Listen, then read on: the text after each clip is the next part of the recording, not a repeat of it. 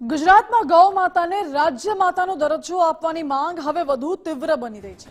ધોળકાના કેસરગઢ ગામેથી આજે મોટી car rally રવાના થઈ। કેસરગઢ ગૌશાળા ખાતેથી ગાડીઓનો કાફલો અમદાવાદ કલેક્ટર કચેરી તરફ આવવા રવાના થયો છે। આ રેલીમાં ગુજરાત, સૌરાષ્ટ્ર સહિત સમગ્ર ભારતમાંથી ગૌશાળા સંચાલકો, પાંજરાપોળના ટ્રસ્ટીઓ, જૈન સંગઠનો, સાધુ સંતો અને ગૌરક્ષકો મોટી સંખ્યામાં જોડાયા। આ રેલી બાદ કલેક્ટરને આવેદનપત્ર સોંપવામાં આવશે। આયોજકોનું કહેવું છે કે હિમાચલ પ્રદેશ, ઉત્તરાખંડ અને મહારાષ્ટ્રમાં ગૌમાતાને રાજ્યમાતાનો દરજ્જો મળ્યો છે। ગુજરાતમાં પણ કરોડો હિન્દુઓની આસ્થા પ્રતીક કામધેનુને આ દરજ્જો મળવો જોઈએ। છેલ્લા કેટલાક વર્ષોથી આ માંગ તીવ્ર બની છે। એક ગૌરક્ષકે તો એવું પણ કહ્યું કે ગૌમાતા આપણી સંસ્કૃતિનો પાયો છે, સરકારે તેને આદર આપવો જોઈએ।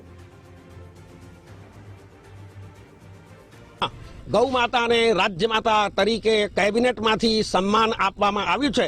એવી જ રીતે ટૂંક સમયમાં ગુજરાતમાં પણ ગૌ માતાને રાજ્ય માતાની પ્રતિષ્ઠા સન્માન મળે, જેથી કરીને એમની સુરક્ષા થાય, જેથી કરીને એમના માટે બધી સગવડો થાય। અને એના સિવાય આજના જે અમારા પરિપત્ર છે એની અંદરમાં અમે એ પણ માગણી કરી છે કે ગૌ માતાને ભારત દેશમાં તાત્કાલિક ધોરણે રાષ્ટ્રમાતા પણ ઘોષિત કરવામાં આવે।